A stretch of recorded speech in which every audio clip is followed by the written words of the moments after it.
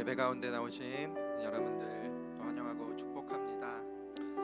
우리가 시간 찬양하며 또 우리 주님 앞에 또 나아갈 때에 주께서 우리를 회복시키시고 또 우리 가운데 새 일을 행하실 것입니다. 우리 그 주님을 바라보며 우리 소망하며 우리 함께 찬양하겠습니다.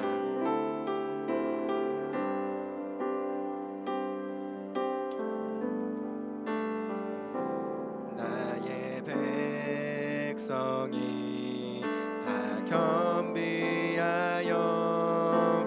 내게 기도하면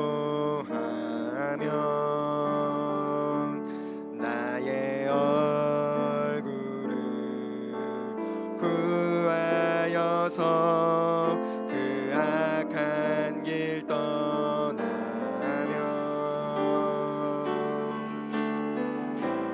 하늘에서 듣고 죄를 사하며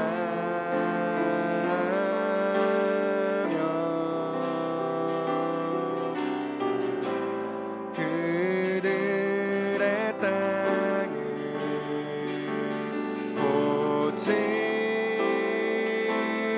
고치리라. 아버지여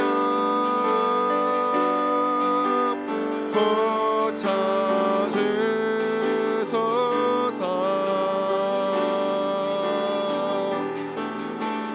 이 나라 주의 것 되게 하소서.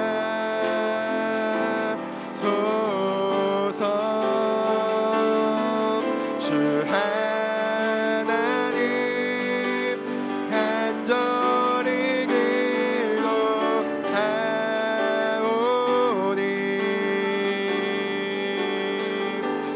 사랑이 땅 새롭게 하소서.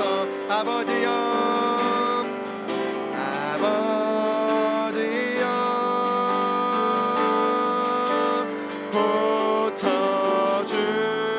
고쳐주소서.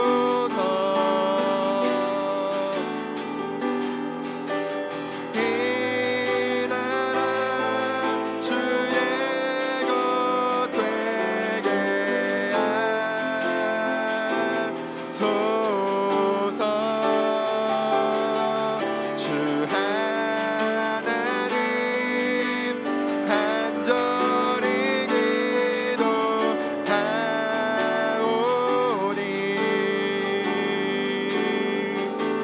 사랑이 땅 새롭게 하소서. 우리 선포하며 나갑시다. 무릎 꿇고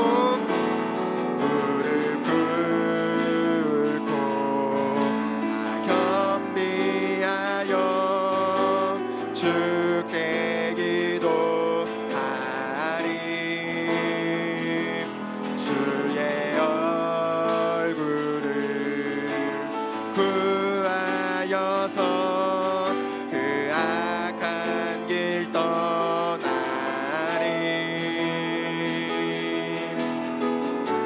주님의 자비로 죄를 사하며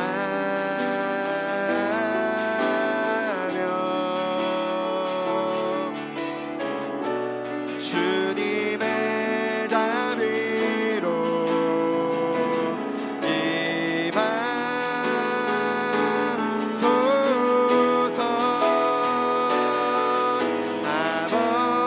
아버지여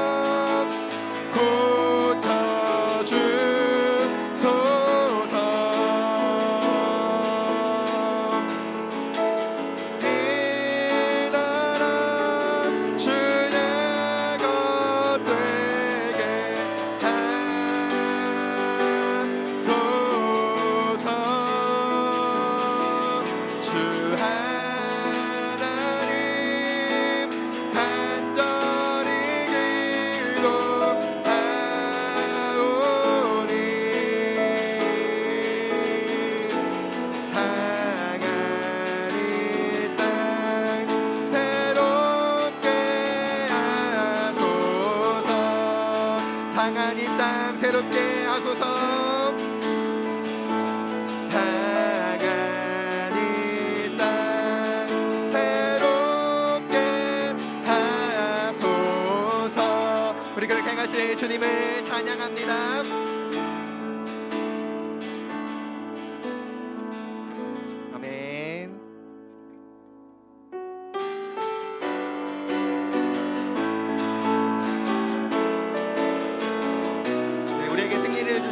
주님을 이 시간 기뻐하며 함께 찬양합시다.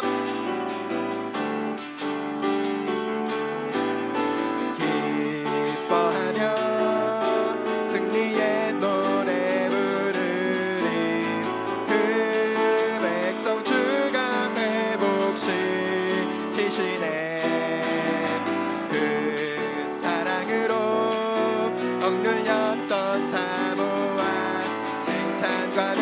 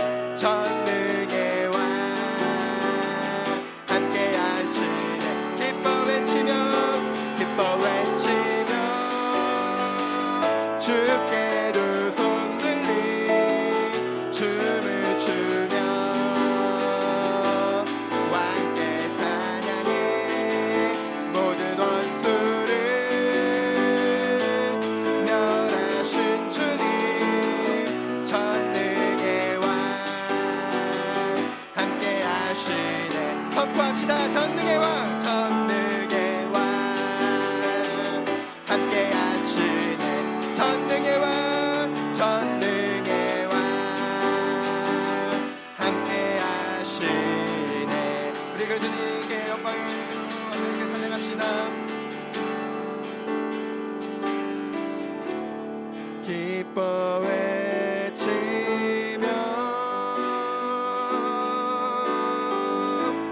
주께 두 손 들림 춤을 추며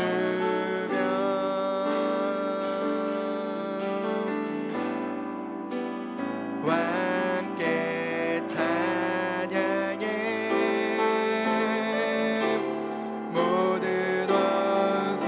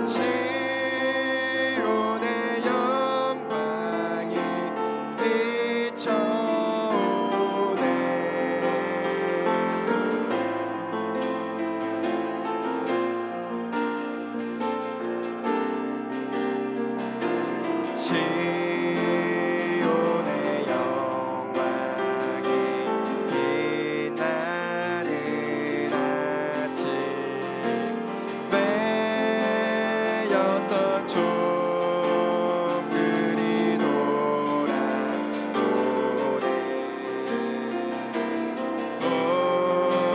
오래전 선지자 꿈꾸던 복을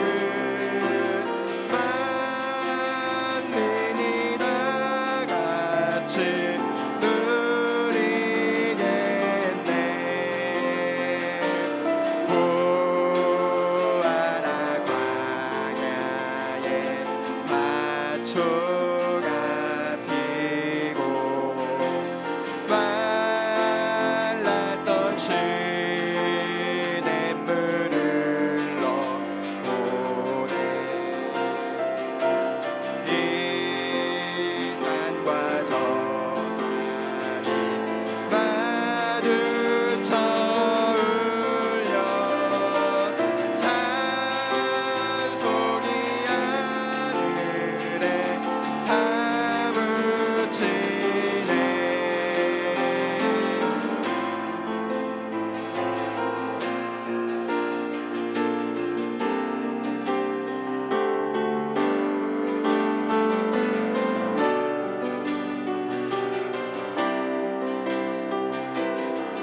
땅들아 바다야, 땅들아 바다야, 많은 섬들아 찬양을 주님께 드리어라. 싸움과 죄악에 참혹한 땅에 찬송이 하늘에 사무치. 한 번 더 고백합시다. 땅들아 바다야, 땅들아 바다야, 많은 섬들아 찬양을 주님께 드리어라. 싸움과 죄악에 참혹한 땅에 찬송이 하늘에 사무치네. 싸움과 죄악에 참혹한 땅에 찬송이 하늘에 사무. 우리 마지막으로 선포합시다. 싸움과 죄악에 참혹한 땅에 찬송이 하늘에 사무. 우리 그 주님께 시간 기도하며 나아갑시다. 주여 우리를 회복시켜 주시옵소서. 우리가 부르는 이 찬양이 이 예배가 주님께 기쁨이 되게 하여 주시옵소서. 우리 그렇게 주님께 함께 기도하며 나아갑시다. 오 하나님 아버지여, 이 시간 함께 기도하며 나아갑니다. 오 거룩하신 하나님 아버지 하나님, 찬양하며 나아갑니다.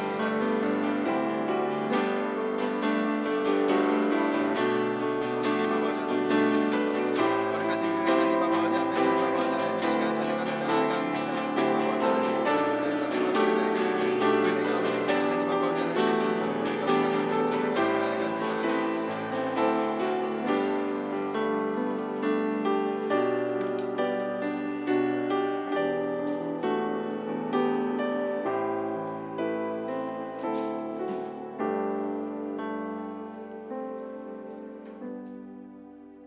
내가 보매 거룩한 성 새 예루살렘이 하나님께로부터 하늘에서 내려오니 그 준비한 것이 신부가 남편을 위하여 단장한 것 같더라.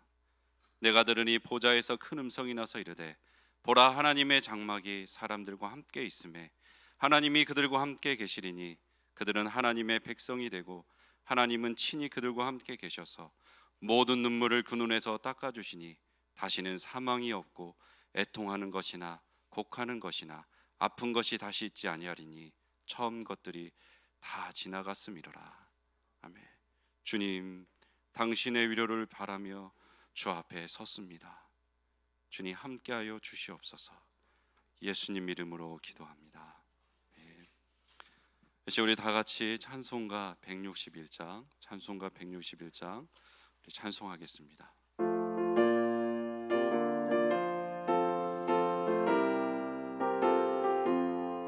할렐루야, 우리 예수 부활 승천하셨네. 세상 사람 찬양하니 천사와 나파도다. 구주 예수 부활하사 사망 권세 이겼네. 구주 예수 부활하사 사망 권세 이겼네. 할렐루야, 우리 예수 왕의 왕이 되셨네요. 우리들의 중보 되심 성령 증거하시네. 구주 예수 부활하사 처음 열매 되셨네. 구주 예수 부활하사 처음 열매 되셨네. 할렐루야, 우리 예수 흠과 티가 없도다. 무덤 속에 있는 죄인 주가 일으키시네. 구주 예수 부활하사 영광 주러 오시네. 구주 예수 부활하사 영광 주러 오시네. 아멘. 이제 우리 하나님 앞에 우리 한 주간의 삶을 돌아보며 감사했으면 좋겠습니다. 지난 주간 삶 가운데 우리가 낙심할 일이 많고 어려운 일이 많았지만 그럼에도 불구하고 우리의 소망 되신 주님께 감사의 기도를 드렸으면 좋겠습니다. 하늘에서 우리의 중보자가 되어 주셔서 우리를 위해 끊임없이 신실하시게 기도하시는 그 예수님께 우리 감사의 기도를 드리며 나가겠습니다. 하나님, 참 지난 한 주간의 삶을 돌아볼 때 참 우리 마음을 답답하게 하고 하나님 우리 마음이 낙심되고 좌절된 일들이 있었습니다. 그럼에도 불구하고 주님, 우리의 소망 되신 주님께 감사합니다. 부활 승천하셔서 우리의 소망 되시고 그 주님께서 다시 오신다 말씀하시며 우리의 위로자가 되시며 우리를 돌보시며 함께 하신다 말씀하시게 주님, 그것에 우리 마음을 드리며 감사를 올려드립니다. 하나님, 때로는 우리가 기도할 수 없을 정도로 하나님 우리가 정말 막혀있고 답답할 때 주님, 우리의 중보자가 되어주셔서 하나님 우편에 앉아서 우리를 위해 기도하시며 우리를 지금까지 이끄시며 신실하게 붙들어 주신 주님께 감사를 드립니다. 하나님, 그러하오니 간절히 당신의 은혜를 구하오니 이 예배 가운데 당신께서 함께하여 주시고 당신의 선하신 손길로 우리 심령을 만져주시며 붙들어 주시고 새롭게 하여 주시옵소서. 당신이 영광 받기를 간절히 구합니다. 보좌에 계신 주님, 당신이 영광 받아 주시옵소서. 오 주님, 당신을 바라봅니다. 예수님 이름으로 기도합니다. 아멘. 이 시간 우리 다 같이 성시교독 134번으로 우리 성시교독 134번으로 주님 앞에 우리의 마음을 좀 올려드렸으면 좋겠습니다. 내가 받은 것을 먼저 너에게 전하였노니 이는 성경대로 그리스도께서 우리 죄를 위하여 죽으시고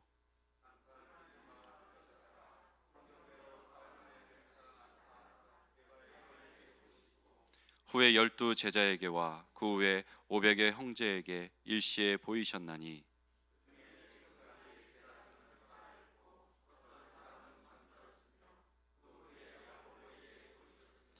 그 후에 모든 사도에게와 맨 나중에 만색되지 못하여 난 자 같은 내게도 보이셨느니라.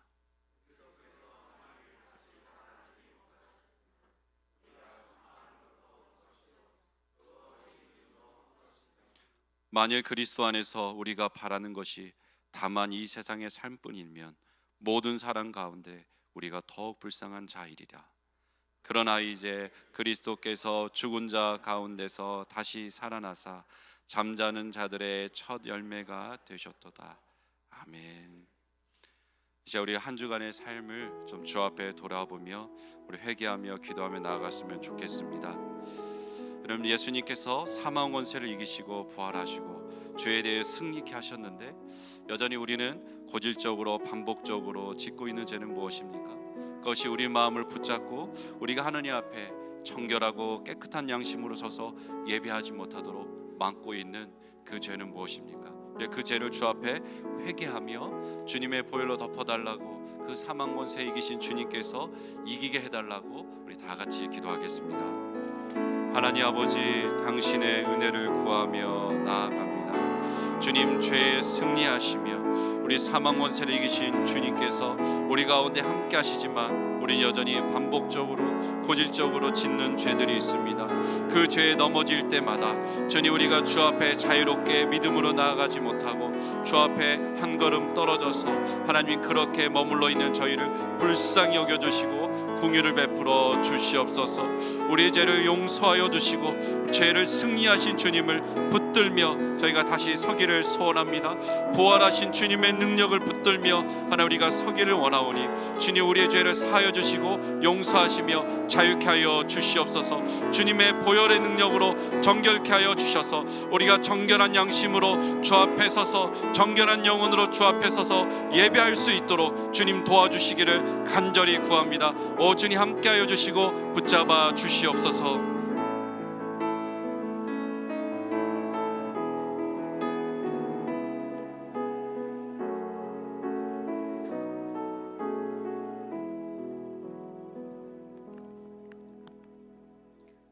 오늘은 주님의 날입니다.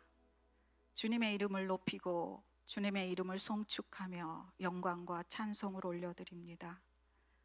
그러나 주님 앞에 나와 함께 얼굴을 마주대하고 예배드리던 성도들의 모습을 찾을 길이 없어 비어있는 예배당을 바라보며 안타까운 마음을 금할 길이 없습니다. 아버지의 뜻이 어디 있는지 저희들은 알 수 없습니다. 내 생각은 너희의 생각과 다르며 내 길은 너희의 길과 다름이라 말씀하시는 하나님, 오로지 아버지의 뜻이 이 땅과 이 세계 가운데 이루어지기를 원합니다. 먼저 저희들이 거룩한 백성으로 살지 못했음을 회개합니다. 하나님과 깊이 교제하지 못하고 분리되어 세속적인 삶을 살며 세상과 구별된 삶을 살지 못했습니다.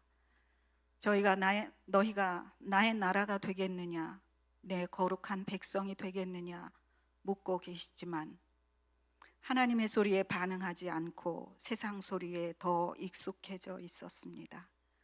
그리하여 하나님의 눈으로 바라보지 못하고 하나님의 마음으로 깨닫지 못했습니다. 용서하시옵소서. 저희들이 돌이키고 이 땅이 돌이키게 하시옵소서. 하나님께 돌아가기를 원합니다. 우리 모두가 각자 처한 곳에서 초대교회 성도들처럼 사막으로, 광야로, 동굴로 나아가기를 원합니다. 세상의 소리에 귀 기울이지 않고 하나님께 우리의 귀를 내어드리고 마음을 내어드리고 광야의 하나님을 만나게 하시고 생수의 근원 되시는 예수님의 은혜에 잠기는 기쁨을 누리게 하시옵소서. 다윗을 향하여 내 마음에 합한 자라고 말씀하셨던 주님, 우리도 주님의 통치 안에 순복하고 순종함으로 하나님 마음에 합한 자가 되어지기를 간절히 소원합니다. 우리 각 사람이 교회가 되게 하시고 각 가정이 교회가 되어서 하나님의 통치를 받아내는 자가 되어 제사장과 제사장 나라가 되게 하시옵소서. 이 시간 모든 성도들이 각자 예배드리는 공간과 처소에 성령님 함께 하시어서 우리를 만져주시고 품어주시옵소서. 주님 품에 안겨있던 사랑하는 제자처럼 저희도 주님 품에 안기겠습니다. 이 시간 이춘태 목사님을 통하여 선포되어지는 말씀이 저희 영혼과 골수에 기름진 양식이 되어 성령님과 친밀한 관계가 되게 하시고 성령님께서 우리의 전 인격과 삶을 통치하시고 다스리시도록 내어드리게 하옵소서. 이 온라인 예배를 위해 방송팀으로, 반주로, 찬양으로 여러 모양으로 섬기는 손길들을 축복하시옵소서. 예배의 시종을 주님께 의탁하며 사망 권세를 이기고 부활하신 예수님 이름으로 기도드립니다. 아멘.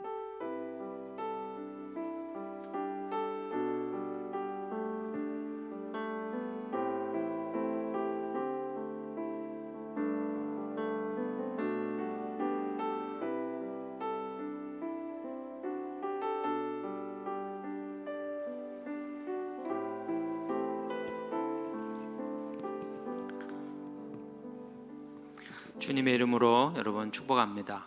함께 예배하는 모든 우리 성도들에게 오늘도 주님의 풍성한 위로와 평강이 있기를 원합니다. 한번 서로 축복하며 인사하겠습니다. 우리 가정에서 예배드리시는 모든 분들, 가족들 인사하겠습니다. 하나님께서 당신과 함께하기 원하고 평강과 위로를 주기 원합니다. 우리 인사하겠습니다.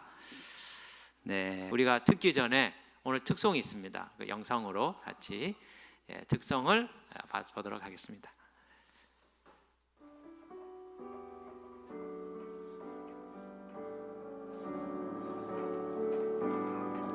삶의 막막함 가운데 찾아오시는 주님의 손길이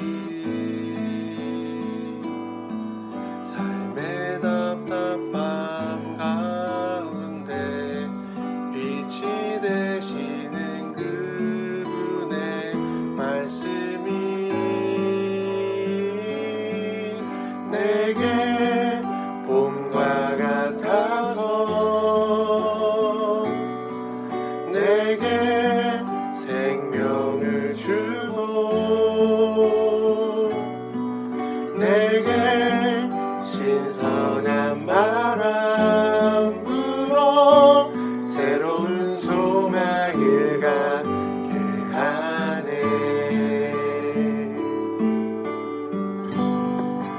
아직 추운 겨울 이해할 수 없는 일 여전히 많지만 내게 변함없이 다가와 나를 건네는 그분의 따뜻한 손길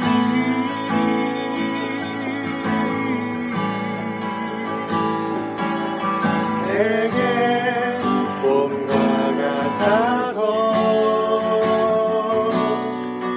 내게 생명을 주고 내게 신선한 바람 불어 새로운 소망을 갖게 하네. 내게 봄과 같아서 내게 생명을 주고 내게 신선한 바람 불어 새로운 소망을 갖게 하네.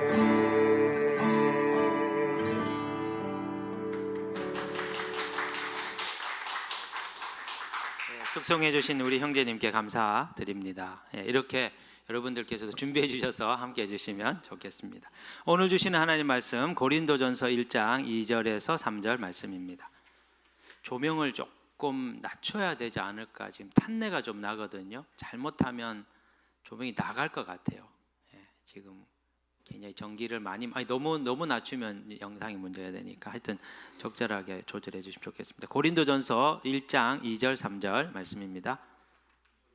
방송팀에서 잘 좀 조금만 더 올리시고, 우리 짧은 구절이니까 우리 같이 한 목소리로 같이 읽겠습니다. 고린도에 있는 하나님의 교회 곧 그리스도 예수 안에서 거룩하여지고 성도라 부르심을 받은 자들과 또 각처에서 우리의 주 곧 그들과 우리의 주 되신 예수 그리스도의 이름을 부르는 모든 자들에게 하나님 우리 아버지와 주 예수 그리스도로부터 은혜와 평강이 있기를 원하노라. 아멘. 한 주간 다들 잘 지내셨습니까? 저희가 코로나 상황으로 일반적인 교회 활동을 멈추고 유튜브 예배를 진행한 지 거의 2달이 다 되어 갑니다. 제 기억에 3월 첫째 주부터 저희가 유튜브 예배 드린 것으로 생각이 되는데요. 이제 거의 2달이 다 되어 갑니다. 저는 이 기간 내내 왜 하나님께서 우리에게 이런 상황을 주신 것일까? 우리에게 무엇을 말씀하시기를 원하실까? 내내 고민하고 묵상하면서 보내왔습니다. 그러면서 주님으로부터 받는 마음은 모든 것을 멈추고 모든 것을 스톱하고 주님 안에 깊이 머물며 참된 신앙생활을 되찾으라 하는 메시지였습니다. 그래서 저는 향후 몇 주간 동안 신앙생활의 본질이 뭔지, 교회 생활의 본질이 무엇인지를 생각하고 여러분들과 좀 나누려고 생각합니다. 오늘은 먼저 교회에 대해서, 교회 본질에 대해서, 교회가 무엇인지에 대해서 좀 함께 나누고 싶습니다. 앞으로 우리는 급격한 시대의 변화와 함께 교회들도 목회적인 대전환을 요구받으리라고 저는 생각이 들어요. 단적으로 사회적 거리두기로 인해서 재택근무가 이제 일반화되어 가고 있습니다. 또 온라인으로 학교 교육이 대체되고 있고, 또 배달 서비스가 거의 일상이 되어가는, 가서 뭐 물건을 사 먹는 게 아니고 시켜서 먹는, 이게 일상이 되었습니다. 교회 생활도 유튜브 예배가 이제 좀 편리해졌고요. 또 온라인으로 신앙 교육이나 훈련을 시키는 게 가능해졌습니다. 카톡이라든지 줌과 같은 비대면 공동체 활동이나 비대면 신방이 교회 안으로 성큼 지금 들어오고 있습니다.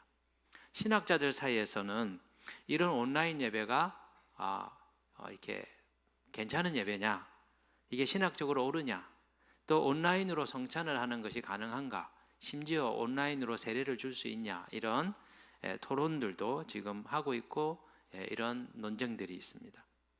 이런 시대 변화 속에서 우리는 어떻게 교회 생활을 찾아가야 할까요? 앞으로 우리는 이 변화되는 이 교회 모든 이 변화의 모습 속에서 우리는 어떻게 신앙생활을 해야 될까요? 이것을 위한 첫 번째 출발점은 교회가 뭐냐? 교회의 본질을 분명하게 하는 일이라 생각됩니다. 자, 교회가 뭘까요? 이 질문을 우리가 하는 이유는 지금까지 우리가 교회라고 생각했던, 교회 생활이라고 생각하며 중시했던 모든 것들이 다 지금 중지되었기 때문입니다. 우리가 그토록 중시하는 정말 주일 성수, 그리고 함께 모여서 예배드리던 것이 지금 중지되어 있습니다. 그리고 교회에서 생각하는 모든 중요한 훈련 프로그램들이라든지 교회를 세워나가는 여러 가지 프로그램들이 중지되었습니다. 그리고 교회를 이루는 봉사활동이라든지 여러 가지 대외적인 활동들이 다 멈추어져 있습니다. 심지어 성도들 간의 만남도 이렇게 원활하지 못한 상황이죠. 그러면 교회는 지금 붕괴된 것일까요? 교회가 지금 파괴된 것일까요? 이것은 교회를 무엇이라고 규정하느냐에 따라서 그럴 수도 있고 그렇지 않을 수도 있다고 볼 수 있습니다. 자, 그러면 성경적인 의미에서 교회는 무엇입니까? 오늘 우리가 읽었던 본문에 의하면 교회는 믿는 사람들의 모임, 신앙 공동체라는 것을 우리가 알 수 있습니다. 고린도전서 1장 2절에 고린도에 있는 하나님의 교회, 곧 그리스도 예수 안에서 거룩하여지고 성도라 부르심을 받은 자들과 또 각처에서 우리의 주, 곧 그들과 우리의 주 되신 예수 그리스도의 이름을 부르는 모든 자들에게, 이렇게 바울이 기록합니다. 바울은 고린도에 있는 신자들을 고린도 교회라고 얘기합니다. 그리고 각처에서, 흩어져 있는 각처에서 예수 그리스도를 주라고 믿고 예수 그리스도의 이름을 부르는 모든 자들을 교회라고 지금 부르고 있는 것이죠. 여러분, 교회는 신자들의 모임입니다. 교회를 헬라어로 에클레시아라고 하는데요, 이것을 직역하면 부르심을 입은 사람들, 부르심을 받은 사람들이라는 뜻입니다. 그러니까 교회는 예수 그리스도의 이름을 부르는 성도들의 모임, 성도들의 신앙 공동체라는 것이죠. 어떤 한 목사님은 교회를 이렇게 표현했습니다. 교회는 예수 그리스도를 주인으로 모시고 그 주님을 경배하며 그분의 뜻을 이 땅 위에 이루어가는 사람들의 모임이다.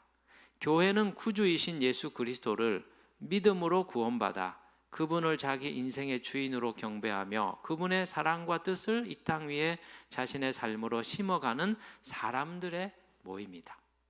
교회를 사람들의 모임, 신자들의 모임이라고 규정합니다. 이런 점에서 교회는 분명 건물이 아닙니다. 교회 예배당이 아닙니다. 교회는 제도도 아니고 기관도 아니고 프로그램도 아닙니다. 교회는 한마디로 말씀드리면 사람입니다. 예수 그리스도를 믿는 이 사람들이 함께 공동체를 이루고 있는 것을 교회라고 얘기하는 것이죠. 자, 교회는 믿는 우리 자신들인 겁니다. 우리 자신들이 교회입니다. 자, 이런 점에서 지금 교회의 활동들이 멈추었다고 해서 교회가 붕괴되고 무너져 내린 것인가? 제가 서두에 이렇게 질문을 던졌죠. 만약에 이 교회의 본질을 생각한다면 그렇지 않습니다. 건물로 모이지 않는다 해서 교회가 없어지거나 붕괴된 것은 아니에요. 중요한 건 뭡니까? 흩어져 있는 우리 자신들이, 예수 그리스도를 믿는 신자들이 살아있는 교회로서 우리가 흩어져 있는 삶의 현장에서 그분이 요구하시는 경배의 삶, 그분을 예배하는 삶, 그리고 흩어져서 하나님의 그 이름을 온 땅 가운데 나타내도록 하는 믿음의 삶을 제대로 해내고 있다면 교회는 살아있는 것이죠. 자, 지금 우리는 유튜브로 예배를 드리고 있습니다. 그런데 지금 이 예배를 드릴 때 한 성령 안에서 공간을 초월하여 참된 믿음을 가지고 예배에 우리 모두가 한 마음으로 동참하고 있다면 공간적으로는 함께하지 못하지만 이 예배는 하나님이 연락받으시는 예배가 되는 것이죠. 우리의 예배가, 지금 드리고 있는 이 예배가 영적으로 연결된 공동체 의식 속에서 참된 마음, 신령과 진정으로 하나님을 예배하고 있다면 우리 교회는 지금 건강하게 서 있는 것입니다. 그래서 우리가 이 유튜브 예배를 실시간으로 과감하게 선택한 이유가 그거예요. 함께 공간적으로 함께 하지 못하여도 이것이 교회로서의 존재되면 문제가 없다는 것이죠. 자, 두 번째로 우리가 생각해야 될 것은 그러면 왜 하나님께서 교회를 세우셨냐는 겁니다. 왜 교회 공동체를 세우신 것일까요? 자, 그것도 건물이나 제도로서의 교회가 아니라 사람들을 교회로 세우신 이유가 뭐냐는 것이죠. 거기에는 교회가 가지고 있는 신비가 있습니다. 자, 마태복음 16장 18절을 한번 우리 읽어봅시다. 한번 읽겠습니다. 마태복음 16장 18절 한번 읽겠습니다. 시작. 또 내가 내게 이르노니 너는 베드로라. 내가 이 반석 위에 내 교회를 세우리니 음부의 권세가 이기지 못하리라. 아멘. 여기 보면 예수님이 뭐라고 얘기하냐면 내가 내 교회를 세우겠다 말씀하세요. 여러분, 교회는 사람이 세우는 게 아니에요. 어떤 목사님이 교회를 개척해서 세우는 게 아닙니다. 겉으로 볼 때는 그렇게 보일 수 있죠. 또 교회 의식 있는 몇몇 사람들 모여가지고 지금 이 교회들이 너무 문제 많으니까 우리가 좀 제대로 된 교회를 세웁시다 하고 모여서 교회를 세울 수 있습니다. 그러나 겉으로 볼 때는 사람이 세운 것 같지만 그 마음을 주시고 그것을 이루시는 분은 예수 그리스도라는 것이죠. 교회는 사람이 세우는 게 아니고 예수님이 세우시는 것입니다. 그분이 십자가에 죽으시고 부활하심으로 친히 교회를 이 땅 가운데 세우신 거예요. 또한 예수님은 교회를 세우실 뿐만 아니라 그 세워놓고 떠나시는 게 아니고 여전히 그 교회에 계시면서 그 교회의 머리로서 교회를 통치하고 다스리시면서 인도하셔요. 골로새서 1장 18절에 의하면 이렇게 말합니다. 그는 몸인 교회의 머리시라. 그가 근본이시요 죽은 자들 가운데서 먼저 나신 이시니 이는 친히 만물의 으뜸이 되려 하심이요. 자, 예수님을 일컬어서 교회의 머리 되신다는 것이죠. 머리라는 건 무슨 의미합니까? 몸을 통제하고 몸을 컨트롤하고 몸을 움직이는 핵심 기능을 가진 곳이죠. 그러니까 예수 그리스도께서 교회를 만드셨을 뿐만 아니라 교회를 통치하시고 다스리시고 그분이 원하시는 길로 이끄신다는 것이죠. 그렇다면 왜 예수님은 교회를 세우신 걸까요? 제가 다시 묻습니다. 왜 예수님께서 교회를 세우신 걸까요? 세우셔서 뭘 하시려고 의도하신 걸까요? 교회를 세우신 목적은 너무나 분명합니다. 오늘 이제 우리가 살펴보겠지만 하나님이 이 땅에 거하시면서 이 땅에 사시면서 사람들을 구원하고 그리고 세상을 하나님 나라 되도록 통치하기 위해서입니다. 자, 에베소서를 한번 찾아보시면 좋겠습니다. 에베소서 2장 20절에서 22절 말씀인데요. 원래 제가 이걸 본문으로 삼으려고 했다가 좀 바꿨어요. 자, 에베소서 2장 20절에서 22절 한번 읽겠습니다. 너희는 사도들과 선지자들의 터 위에 세우심을 입은 자라. 그리스도 예수께서 친히 모퉁이 돌이 되셨느니라. 그의 안에서 건물마다 서로 연결하여 주 안에서 성전이 되어가고 너희도 성령 안에서 하나님이 거하실 초소가 되기 위하여 그리스도 예수 안에서 함께 지어져 가느니라. 교회론에 있어서 정말 보배와 같은 말씀이 지금 에베소서에 있죠. 그런데 왜 주님께서 교회를 세우셨냐는 겁니다. 세우신 목적이 뭐죠? 성전이 되게 하시려고. 자, 하나님이 거하실 초소가 되기 위하여, 하나님이 거하셔서, 하나님이 그곳에 임하셔서 그곳에 사시는 집으로 삼기 위하여 교회를 세우셨다는 겁니다. 교회는 하나님이 거하시는 신령한 집입니다. 그래서 고린도전서 3장 16절에서는 믿는 신자들 우리들을 일컬어서 성령이 거하시는 성전, 하나님이 거하시는 성전이라고 부른 거예요. 여러분, 기독교회가 지닌 신비가 무엇인지 아세요? 사람들은 교회를 그냥 이렇게 종교적 필요가 있어서 모인 것이라고 생각합니다. 마음이 약하고 신의 도움이 필요하니까 사람들이 모여가지고 그 신을 찾고 자기의 도움을 해결하기 위해서 사람들이 이렇게 모인 것이라고 생각합니다. 그리고 여러 가지 방법들로 이 사람들을 어떻게 보면은 쇠뇌시켜가지고 이렇게 우매화시켜가지고 이렇게 뭔가를 이렇게 이끌어가는 것이라고 생각들을 합니다. 교회를 모르는 것이죠. 교회는 예수 그리스도께서 십자가에 죽으셨다가 부활하셔서 세우신 거예요. 그리고 지금도 하나님이 이 교회 가운데 처소를 삼으시고 이 교회 가운데 그분이 머무시면서 세상을 구원하고 세상을 통치하고 다스리며 하나님 나라를 만들어가는 일을 하고 계시다는 것이지요. 이것이 교회가 지니고 있는 신비입니다. 하나님이 교회에 임하십니다. 하나님은 그곳에 사십니다. 하나님은 그곳에 거처하십니다. 그래서 교회를 일컬 길을 교회를 신령한 집이라고 이야기하는 것이죠. 그러나 여러분, 이 말을 오해하면 안 됩니다. 교회는 하나님의 초소다, 하나님이 교회에 머무신다, 임하신다, 하나님 교회는 신령한 집이다, 이 말을 교회 건물에 하나님이 임하신다는 것으로 생각하면 안 돼요. 하나님이 교회 건물에 오시는 게 아닙니다. 하나님이 교회에 거하신다, 하나님이 교회를 초소 삼으신다는 말은 뭐죠? 하나님이 자기 백성들로 이루어진 그 공동체를 자기의 초소로 삼는다는 겁니다.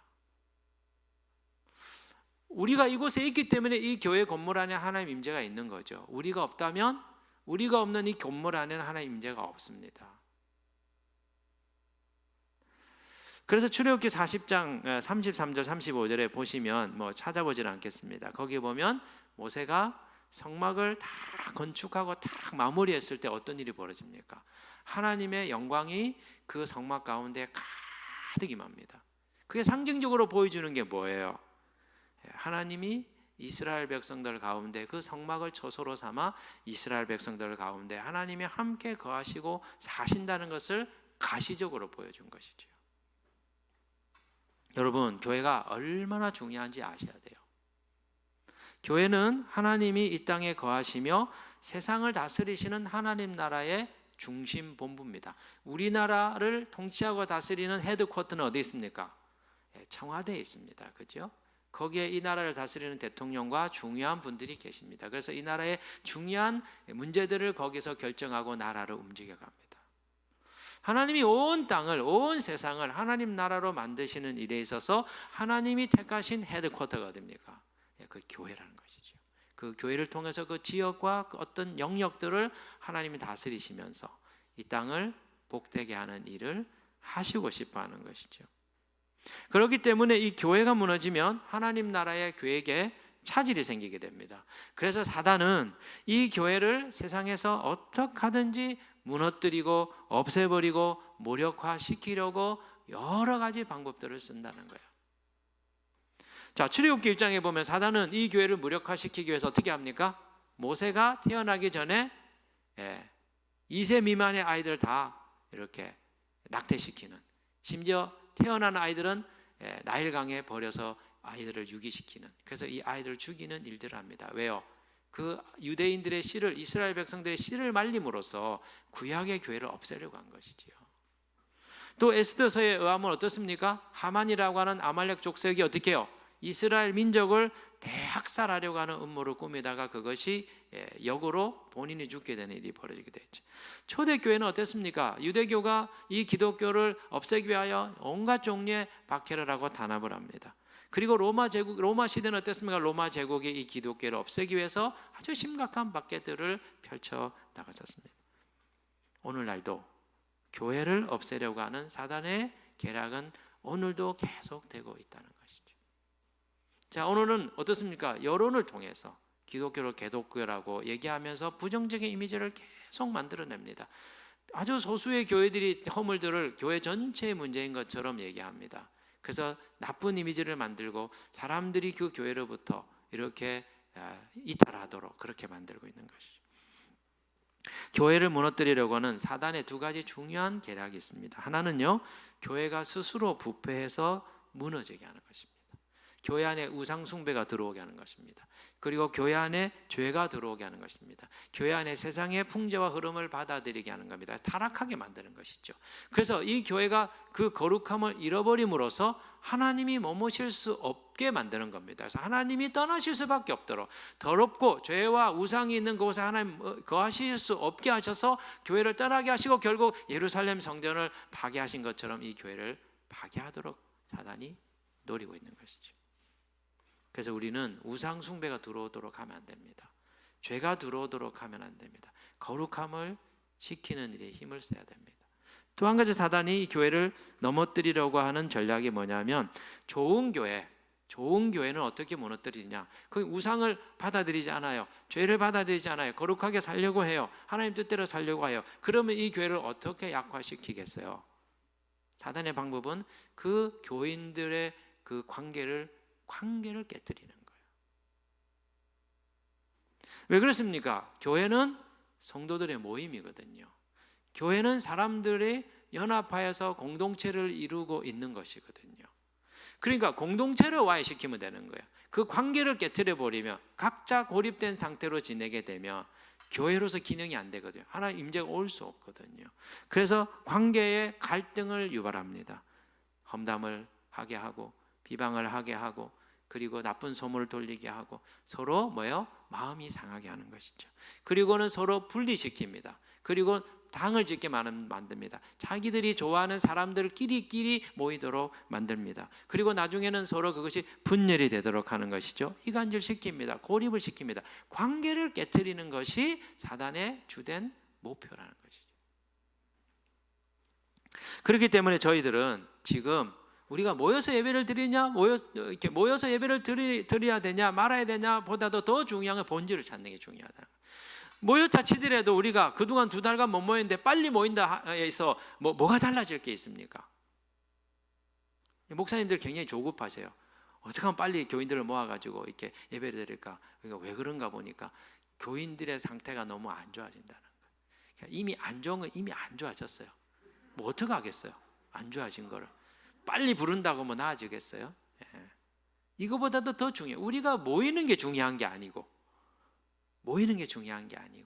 오히려 흩어져 있어도 서로가 더 그리워하고 서로의 관계가 더 끈끈해지고 서로가 더 사랑하게 되고 서로가 더 사모하게 된다면 이 떨어져 있는 기간은 교회를 더 단단하게 만들 수 있는 하나님의 축복의 시간이 되는 거죠. 어제 아침 주님이 저에게 주신 마음이 뭐였냐면 하나님 우리에게 축복을 주고 있구나. 어떤 면에서 축복일까요?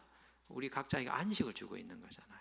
더 너무 우리가 그동안 교회 정말 너무나 많은 이 돌아가는 일들에 의해서 성실하니까 안 하면 안 되는, 성경 공부도 해야 되고 수련회도 가야 되고 뭐 교사도 해야 되고 성가대도 해야 되고 찬양단도 해야 되고, 너무 돌고 있는 우리들에게 이 교회가 우리에게 짊어지었던 모든 힘든 일들의 노역에서부터 우리를 다 놓아주신 거예요. 지금 1년 안식년, 지금 2달 안식월을 주시는 거구나. 저와 여러분에게 안식을 주시는 거예요, 여러분. 근데 이 안식을 주실 때 뭘 해야 됩니까? 몸을 회복해야 될 뿐만 아니라 신앙생활의 본질을 회복하는 것이죠. 진짜 중요한 신앙생활이 뭘까? 정말 최소한도로 해야 되는 게 뭘까? 여러분, 매일 여러분이 있는 자리에서 말씀을 많이, 성경을 많이 읽는 거예요. 그리고 그 말씀을 읽고 하나님께 기도하는 거예요. 그게 가장 중요한 겁니다. 하나님과 관계를 깊이 하는 것입니다. 주님으로부터 오는 깨달음을 받고 주님께 여러분의 마음을 드리는, 주님과의 허니문의 시간을 갖는 거죠. 그리고 뭡니까? 성도의 아름다운 교제를 하고 흩어져 있는 삶의 자리에서 거룩하게 살고, 그리고 내가 받은 은혜를 사람들에게 알리고 전하는 삶. 그게 가장 기본적인 거예요. 나머지는 다 군더더기입니다. 그걸 잘할 수 있도록 만들어주는 활동에 불과해요. 나머지 것들이 없다고 교회가 붕괴된 것도 아니고 우리가 믿음 생활을 잘못하는 것도 아니에요. 만약 우리가 매일 말씀을 보고 기도하며 개인의 재단을 세우고 있다면, 그리고 성도들과 1명이든 2명이든 서로 연락하고 서로 전화로 얘기하고 영상통화를 하고, 그러면서 이 성도의 관계를 놓지 않고 계속 유지하면서 가고 있다면, 거룩한 삶을 지키고 그리고 내 삶의 자리에서 하나님으로부터 받는 은혜의 말씀들을 사람들에게 나누고 전하고 있다면, 우리는 지금 바른 믿음 생활하고 있는 거예요. 그래서 이 시간을 답답하다, 힘들다고 생각하지 마시고, 하나님께서 나에게, 우리에게 이런 안식의 시간을 주시는구나. 그동안 쉬지 않고 달려왔던 교회 생활, 거기서 우리에게 노임을 주셨구나. 목회자들도 그래요. 목회자들 불안해요. 뭘 안 하면 내가 잘못하고 있는 것 같아요. 뭐라도 하나 해야 될 것 같아. 아니죠, 그죠? 목회자가 하나님 앞에서 바로 서 있고 주님으로부터는 계시의 말씀을 받아서 단 한 번의 설교를 통하여 말씀을 흘려보내도 그것을 통해서 성령께서 일하신다면 우리 성도들은 살고, 그리고 목회자는 지금 그가 해야 될 사명을 다 하고 있는 것이죠. 이 불안에서부터 우리가 놓여야 돼요. 일하지 않고는 내가 지금 문제가, 뭔가 하지 않고는 내가 존재 가치가 없다라고 생각하게 만드는 이 사단이 만들어놓은 이 사회 체계 속에서 그렇지 않다. 나는 그냥 존재하는 것만으로도 가치가 있고, 존재하는 것만, 숨을 쉬고 있는 것만으로도 나는 하나님을 영화롭게 하는 존재다. 이 의식이 우리들에게 있어야 된다는 거죠. 자, 그렇다면 왜 하나님은 교회를 세우실 때, 자, 하나님께서 그 처소로 삼으시고 이 땅을 다스리기 위해서 교회를 세우셨다고 했는데, 왜 하나님이 교회를 세우실 때 사람을 교회로 세우신 걸까요? 건물을 교회로 세우실 수도 있고, 이게 교회다. 나는 여기 임할 것이다. 나는 여기 살 것이다. 아니면 어떤 제도를 만들어 놓고 하나님께서 그렇게 하실 수도 있는데, 왜 교회를 사람으로 세우신 걸까요? 그것은 하나님의 본래 계획이, 이 땅을 창조하실 때의 본래 계획이 사람들 안에 거하시며 그들과 함께 세상을 다스리시는 것이기 때문이었어요. 이것은 에덴을 창조할 때 계시되었습니다. 자, 창세기 2장 8절에 의하면 하나님이 에덴 동산을 만드시거든요. 에덴 동산을 만드신 이유는 세상을 다스리기 위한 하나님 나라의 중심 본부로 삼기 위함이었습니다. 하나님은 그 에덴에서 아담과 하와와 함께 거하시며 세상을 경영해 나가고자 하신 것이죠. 그런데 아담과 하와가 타락하여 반역함으로써 에덴이 폐쇄됩니다. 그리고 아담과 하와는 쫓겨나게 되죠. 사단의 계략에 의해서 하나님의 계획이 어그러지게 된 것이죠. 아담과 하와와 함께 하시면서 다스리고 싶어 했는데 이게 어그러지게 된 겁니다. 그래서 하나님 마련하신 방법이 뭡니까? 아브라함을 통하여 열방을 구원할 제사장 나라 이스라엘을 만드시고 그들 가운데 거하시며 세상을 구원하고 다스리시는 일을 하려고 계획합니다. 그래서 만든 게 뭐죠? 성막이죠. 이 일을 위해서 만든 게 성막입니다. 그러니까 성막은 그 원형이 뭐예요? 에덴이죠. 출애굽기 25장 8절에 보면 내가 그들 중에 거할 성소를 그들이 나를 위하여 짓되. 자, 성소, 성막을 지었습니다. 왜 지었습니까? 그들 중에 거하기 위하여. 하나님은 그들 가운데 거하시며 살기 위하여 성막을 지으셨다는 것이죠. 에베소서 2장 22절에 나온 말씀과 똑같죠? 하나님이 거하시기 위하여 교회를 만드신 것처럼 구약의 성막을 만드신 것입니다. 자, 하나님이 이스라엘 가운데 거할 성소를 만드셨어요. 하나님이 거하실 집으로 만드신 거죠. 그런데 이 성막이 또 사사시대에 블레셋의 침략으로 실로에서 파괴가 됩니다. 그래서 다윗이 왕이 되고 난 뒤에 이걸 다시 세워요. 이것이 다윗의 장막입니다. 그리고 이것을 발전시킨 것이 예루살렘 성전이죠. 그러니까 이 성막과 성전은 원형이 어디입니까? 에덴입니다. 하나님이 거할 초소였습니다. 하나님 나라 중심 본부였습니다. 그러나 이 성전도 바벨론의 침략으로 파괴되고 맙니다.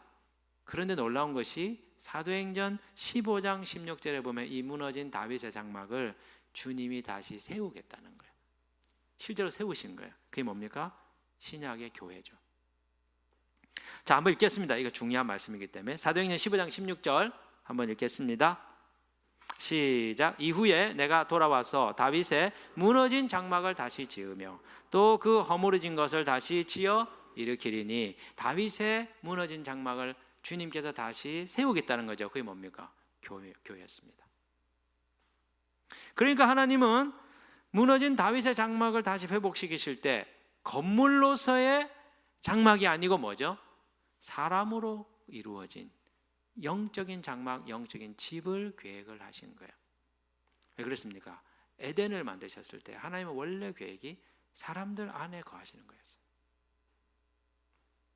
그래서 하나님은 원래 목표인 에덴의 상태로 되돌아가고자 사람들을 부르시고 그들을 신령한 집으로, 교회로 세우신 것이죠. 그리고 그들 가운데 거하시며 이 땅을 구원하고 다스리시려고 하는 겁니다.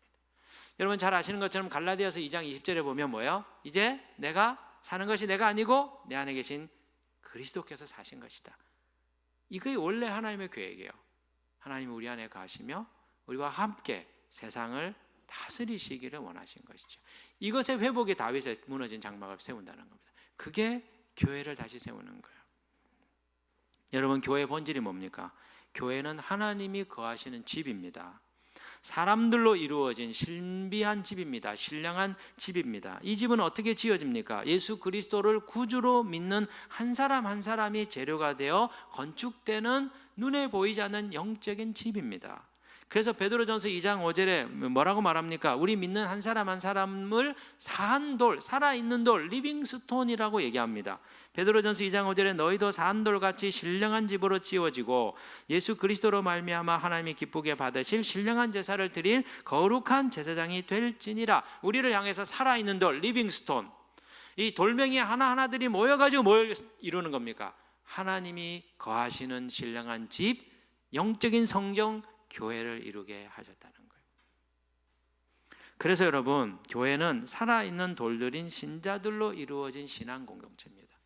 그래서 두 가지가 중요해요. 교회는 사람이 없으면 의미가 없습니다. 살아있는 돌인 우리 믿음의 사람들이 없으면 교회는 의미가 없습니다. 그러나 왜 죽은 돌이 아니고 살아있는 돌입니까? 생명이신 예수 그리스도가 우리 안에 오셨기 때문에 우리가 살아있는 돌이 된 거죠. 예수 그리스도를 구주로 믿고 영접해야만 우리는 살아있는 돌이 됩니다. 예수 그리스도가 그 영혼 안에 없는 사람은 죽은 돌입니다. 아무리 그런 사람들이 교회에 모이면 그거는 신령한 집이 될 수 없어요. 하나님은 그곳에는 임하지 않습니다. 믿지 않는 사람, 예수를 영접하지 않는 사람들이 1000명, 10,000명, 100만 명이 모여도 거기에 임하지 않습니다. 그러나 예수 그리스도를 구주로 영접한 살아있는 돌들로서 단 10명이 모여도, 단 3명이 모여도, 2-3사람이 모인 것은 내가 그게 함께 하겠다고 한 것처럼 주님이 임하시는 거예요. 그래서 가정이 중요한 겁니다. 가정에 있는 신랑과 신부가 예수 그리스도를 구주로 믿고 영접하여서 한 작은 단위의 공동체를 세우며 하나님은 그것을 교회로 여기시고 거기에 임하시는 거예요. 그래서 가정의 재단이 중요한 것입니다. 그 아이, 부모와 자녀와 자식이 함께 모여 예수 그리스도를 구주로 영접하고 그들이 한 공동체를 이룬다면 하나님 그곳에 임하십니다. 그래서 유튜브로 예배드린 여러분의 그 공간 가운데 주님이 임하시는 거예요. 그래서 여러분은 교회가 되는 것입니다. 그런 교회인 저와 여러분이 서로 공동체로 연결될 때 하나님이 거하시는 참된 교회가 되는 거죠. 이런 점에서 우리 각자는 살아있는 돌이 되어야 됩니다. 건물이 없어도, 교회 건물이 없어도 교회는 존재합니다. 우리 교회 건물 없잖아요. 우리가 임대잖아요. 우리 소유한 건물이 없어요. 그래도 생명예비 광성교회는 존재합니다. 생명예비 광성교회가 저 양재 시민의 숲에 아무런 이렇게 처마도 없이 그냥 맨 땅에 거기에 모여가지고 예배를 드려도 그것은 교회입니다. 양재 시민의 숲에 교회가 있는 겁니다. 우리가 가는 공동체 모임이 있는 곳마다 교회가 이루어지는 것이죠. 건물이 없어도 교회는 존재합니다. 프로그램이 없어도 교회는 존재합니다. 교회 활동이 없어도 교회는 존재합니다. 그러나 저와 여러분이 살아있는 돌들로서 서로 연결된 공동체를 이루지 못하면 교회는 없어져 버립니다. 이게 중요한 거예요. 그래서 우리가 중요하게 생각해야 하는 건, 믿는 사람들이 각자 홀로 분리되어 개인적으로만 신앙생활을 한다면 이것은 교회를 이룰 수 없습니다. 그래서 유튜브로 예배를 드리거나 온라인으로 예배를 드릴 때 공동체를 이루는 것이 없이 홀로 편의적으로 예배를 드린다면 바람직하지 못한 거예요. 이게 저희가 받는 기회이면서 동시에 위기예요. 이 유튜브로 드리는 이 예배가 우리가 공동체를 이루는 가운데 드릴 때 유효한 것이지, 이것이 이제 편해서 내가 교회 가기 힘들고 내 삶에 여러 가지 우선순위를 해서 교회 가는 것이 어렵기 때문에 나는 그냥 여기서 예배드리겠다. 공동체적인 관계가 점점 약화되어질 위험이 도사리는 것이죠. 거기에 넘어가면 사단의 전략에 말리는 거예요. 그래서 자신을 기독교인이라 말하면서도 교회를 이루지 않고 혼자 신앙생활을 하고 있는 분들이 계신데 비정상적인 신앙생활입니다. 교회의 본질을 모르는 것입니다. 성도들이 연합하여 하나된 공동체를 이룰 때 하나님은 그 공동체 가운데 임하셔서 세상을 구원하고 다스리기 때문이에요. 오늘 교회가 직면하고 있는 위기와 도전이 뭡니까? 지금 우리가 교회로 모이지 못하고 흩어져 있다는 겁니다. 이것은 한편으로 기회입니다. 무슨 기회입니까? 하나님의 나라가 온 땅 가운데 흩어져야 되는데, 온 땅 세상 가운데 침투해야 되는데 교회 안에만 모여 있었던 우리를 주님이 이제 흩으신 겁니다. 선교적인 차원적 기회입니다. 흩어져서 각자의 삶의 현장에서 제단을 쌓고 주님으로부터 살아있는 메시지를 받고 그 메시지를 전하는 삶을 사셔야 돼요. 이제 여러분에게 그 책임이 맡겨진 것입니다. 목회자의 책임이 아닙니다. 이제 여러분의 영적인 상태는 여러분이 책임져야 됩니다. 그동안은 목회자들이 돌봐주고 11년 동안 훈련을 시켰습니다. 이제 여러분이 스스로 살아남아야 됩니다. 상황이 어떻든 저떻든, 교회가 우리를 위해서 뭘 해주든 안 해주든 여러분이 이제 살아남으셔야 돼요. 여러분이 있는 자리에서 주님과 정말 함께 하시면서 주님으로부터 정말 영적인 메시지를 받으시고 기도로서 그 능력을 공급받으셔서 여러분의 삶의 현장에서 하나님 나라가 이루어지고 하나님 나라가 퍼져나가도록 여러분이 그 사명을 이제 이루셔야 됩니다. 살아남아야 돼요. 우리에겐 기회입니다. 하나님 나라가 온 땅 가운데 확산될 수 있는 기회입니다. 동시에 우리에게 또한 위기입니다. 왜 그렇습니까?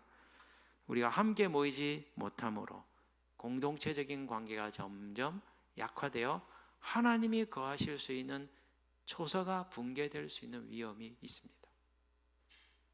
그래서 중요한 게 뭡니까? 성도들이 어떻게 하든지 이 관계성을 더 단단하게 만들기 위하여 몸부림을 쳐야 된다는 것이죠.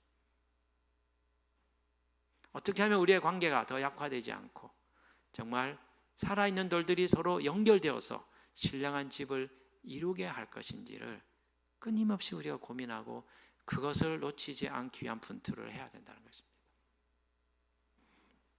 사랑하는 형제 자매 여러분, 교회가 무엇인지 생각해야 됩니다. 그리고 우리가 그동안 교회 생활이라고 생각했던 것들을 다시 한 번 더 검토해 봐야 됩니다. 이게 정말 그분이 원하셨던 교회 생활이었나? 그분이 원하는 게 아니라 사람들이 원하고 교회가 요구하기 때문에 했던 것들도 있습니다. 교인들이 요구하기 때문에 목회자들이 어쩔 수 없이 했던 것들도 있습니다. 그런데 이제 주님이 그 모든 것들을 다 폐기하시고 정말 본질이 무엇인지 우리에게 생각하라는 것이죠. 목회자가 교회를 세울 때 해야 될 일이 뭔지를 생각해야 되고, 성도들이 교회를 이루어갈 때 해야 될 것이 무엇인지 생각해야 되고, 그 본질에 합당한 신앙생활을 되찾으라는 거예요. 그 시간을 가지도록 우리에게 이 여유로운 시간을 허락하신 겁니다. 한편은 너무나 감사하고 한편은 또 부담으로 다가오지요. 이제 이 교회의 본질을 좀 더 생각하고 주님 원하시는 신앙생활을 찾아가는 저와 여러분들이 되었으면 좋겠습니다. 이제 다음 주에 하나님이 정말 임하시는 교회가 되기 위하여 우리 교회가 뭘 갖춰야 되는지, 하나님이 임하시는 정말 자신의 처소로 삼는 교회가 어떤 것인지 다음 주에 나머지 부분들 좀 생각을 해보도록 하겠습니다. 이번 한 주간에도 이 말씀을 붙들고 믿음으로 살아가는 저와 여러분 되기를 주의 이름으로 축원합니다. 말씀 붙들고 우리 같이 한번 기도하십시다. 하나님, 우리에게 주신 이 안식의 시간을 너무나 감사합니다. 그리고 이것을 잘 사용하여서 참 믿음 생활이 뭔지 되찾고, 그리고 하나님 원하시는 교회 생활이 무엇인지 우리가 되찾고 그것을 찾아가겠습니다. 그런 시간이 되도록 인도하여 주십시오. 그렇게 우리 한번 같이 기도합시다. 하나님 아버지, 우리에게 좋은 시간 주셔서 감사합니다. 한편으로는 힘들고 어렵지만 한편으로는 왜 이런 상황을 주셨는지 당신 앞에서 깊이 성찰하며 묵상할 수 있는 시간을 저희가 받았기 때문입니다. 모든 것을 멈추고 나의 안에 깊이 머물며 참된 신앙생활을 되찾으라 주님이 우리에게 말씀해 주셨습니다. 이제 교회가 무엇인지 다시 한 번 더 점검하고 하나님이 원하시는 교회 생활을 저희가 찾아 나가겠습니다. 하나님, 빛을 밝혀 주시옵소서. 또한 우리가 지금까지 관행적으로 해왔던 신앙생활이 바람직한 것이었는지 되돌아보고 주님이 원하시는 그 믿음 생활을 저희가 되찾아 가겠습니다. 하나님 도와 주옵소서. 우리 형제 자매들 이 시간 머리 숙여 기도할 때 성령님 공간을 초월하셔서 모든 성도들 그 마음 가운데 기름 부으시고 임하여 주셔서 주님은 이번 한 주간 교회의 본질을 붙들고 실험하며 나아갈 수 있도록 하나님 도와 주옵소서. 예수 그리스도의 이름으로 이들을 축복합니다. 주님, 어느 곳에서나 함께 하실 주님을 찬양합니다. 예수 그리스도의 이름으로 기도드립니다. 아멘. 하나님, 저희에게 좋은 시간 주셔서 감사합니다. 깊이 주님 안에 머물며 모든 것을 중단하고 참된 신앙생활을 되찾으라 하신 말씀에 믿음으로 응답하겠습니다. 주님, 저희를 인도해 주옵소서. 예수 그리스도의 이름으로 기도합니다. 아멘. 우리 시간 찬양하며 우리 하나님 앞에 예물 봉헌하도록 하겠습니다. 찬송가 160장입니다.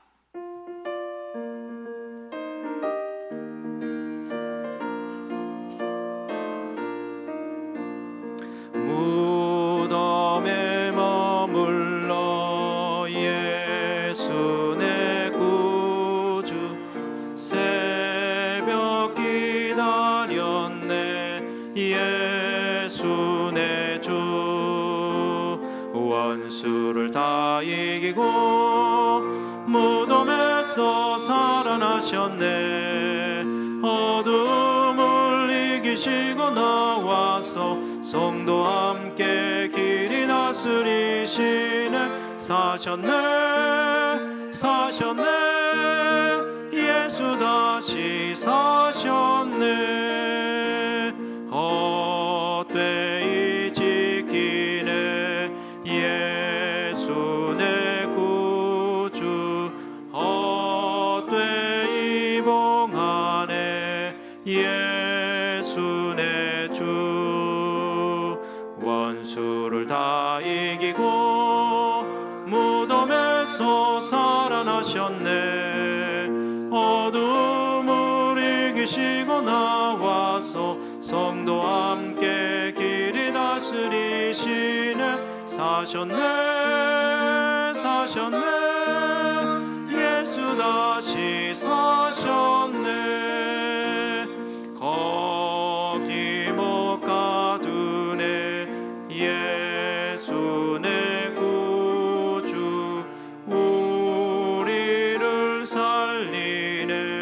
예수 내 주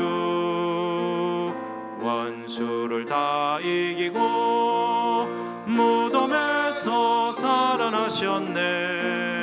어둠을 이기시고 나와서 성도와 함께 길이 다스리시네. 사셨네 사셨네 예수 다시 사셨네. 하나님 아버지, 우리에게 부활의 소망을 주셔서 감사합니다. 예수 그리스도를 우리에게 생명의 구주로 주셔서 우리에게 그 영생의 길을 열어주셔서 감사드리며 찬양합니다. 주께 받은 은혜 늘 잊지 않고 살겠습니다. 주님 주신 모든 것이 당신으로부터 온 것인 줄 알고 하나님 앞에 이 제물을 드리며 하나님께 우리의 삶을 드리겠습니다. 늘 신앙으로 고백합니다. 기쁨으로 받아 주옵소서. 이제 흩어진 자리에서 살아있는 작은 예수들로, 부활의 그 생명을 가진 자들로 살게 하여 주셔서 우리가 있는 가정과 일터, 그리고 이 나라, 이 민족, 온 세계 열방 가운데 주님 구원의 소식이 증거되고 수많은 영혼들이 주께 돌아오고 구원받는 놀라운 일들이 일어나도록 저희들의 삶을 사용하여 주옵소서. 이제는 우리 주 예수 그리스도의 은혜와 하나님 아버지의 크신 사랑과 성령님의 교통하심이 살아있는 돌로서 교회를 이루며 주님의 초소를 참 건축하여 하나님의 나라의 다스림이 온 땅 가운데 흘러가도록 하는 일에 나의 삶을 드리겠습니다. 다짐하는 주의 백성들 머리 위에 이제로부터 영원히 함께 하시기를 간절히 축원하옵나이다. 아멘.